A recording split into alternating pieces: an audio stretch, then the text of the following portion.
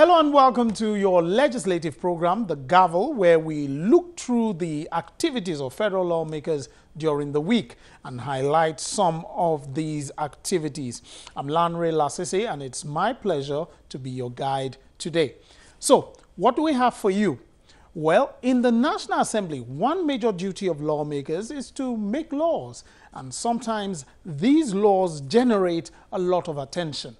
Sometimes a particular item can overshadow other parts of the bill, just as we had when an alleged third-term agenda marred the constitutional amendment process some years back. Well, it appears we have a similar situation with these ongoing efforts by the National Assembly to amend the Electoral Act. So much attention is on the section which sets the sequence for general elections in the country. The report was considered in the Senate during the week. Well, how was it received? Let's find out in our first report. From the moment the National Assembly announced its intention to set a sequence for general elections in the country, eyebrows have been raised. The other areas up for amendment in the 2010 Electoral Act have not elicited this level of debate, as focus is firmly on the amendment of Section 25, which proposes that the National Assembly election be held first and the presidential election last. This is against an earlier election schedule released by electoral body INEC, which slated the presidential and National Assembly elections on the first day of the elections. The political party whose candidate died may... As the debate on the proposed schedule rages on, the chairman of the Senate Committee on INEC presents a conference report detailing the decision of both chambers on the agreements reached for amendment in the Electoral Act.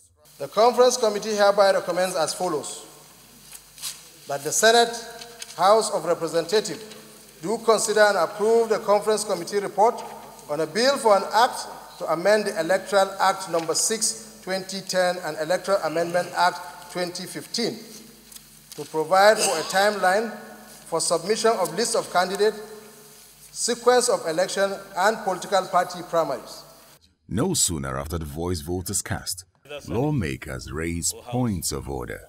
Mr. President, this report of sequence of election was never discussed in the Senate here. It was never discussed in the Senate. So why are we bringing it up here? Distinguished colleagues, in my comment, I said, this institution, we must protect it. I know that every politics is local. I know. I appreciate that. But as much as it is local, we also have to maintain the integrity of this institution. So I have heard you, and I'm sure your constituency too have heard you. But I'm sorry, I have to rule you out of order. But the lawmakers who oppose the amendment are determined to have their say. We believe very strongly that we are against what has happened. We stand by that. We're not the only ones here, but on the spur of this moment, we are those of us who have just come out to talk to you are the ones you see before you. I do know, those of you who are following the debate in the chambers do know that we do have much bigger number than this who are not for what has just been passed. Incidentally, if you take note of the report that was laid, the report that was circulated, the chairman and the co-chair did not sign it. And there was a third senator who did not also sign. We have no reason for, we don't know why they didn't sign. Why the rush? I felt touched when the Senate President did say that what we are doing, yes, it's a matter of time. All of us here were a passing phase. So why do we want to do a bill? Why do we want to make a law to address just one particular problem at a particular time? Targeted. This is a very partisan report. I can tell you here today that we have 59 senators who are opposed to the inclusion of this Section 25 to the Electoral Act. 59 senators. You can take that to the bank. Yes, you can stagger the election, but you have to look at the financial implications of such elections.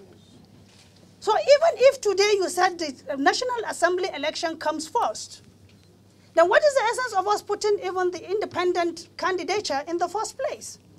So if you are not comfortable, like what Senator Ovie said, he came under the platform of Labour. So tomorrow you can stand as an independent candidature and win the election. But now we are having economic crisis in our hands. And instead of us to look at the welfare and well-being of our people, we are looking at selfish interests at the long run.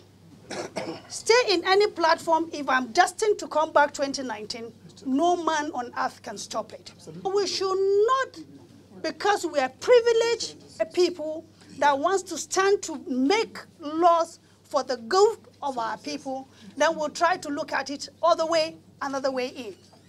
The chairman of the Committee on INEC also makes some clarifications. So much, for the question. First and foremost, let me make this very clear that I had signed my signature on the concurrence committee report.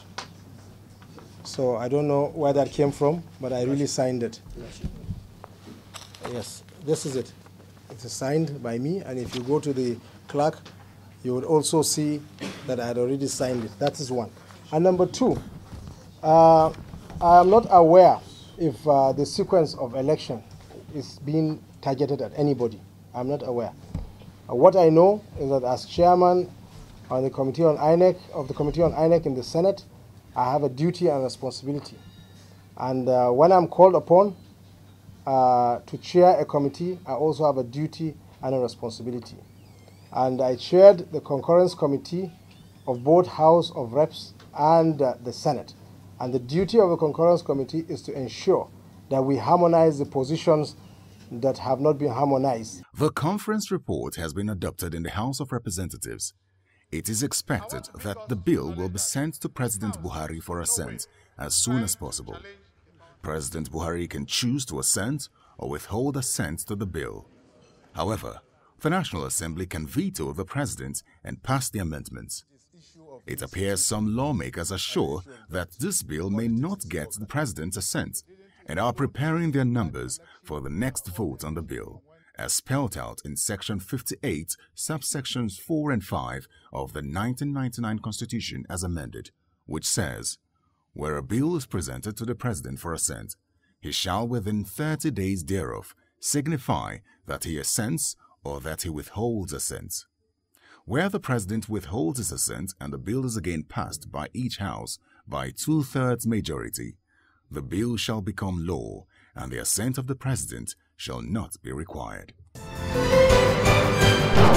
Now, hopefully, one way or the other, this issue must be concluded by April to give the election management body adequate time to prepare for the elections.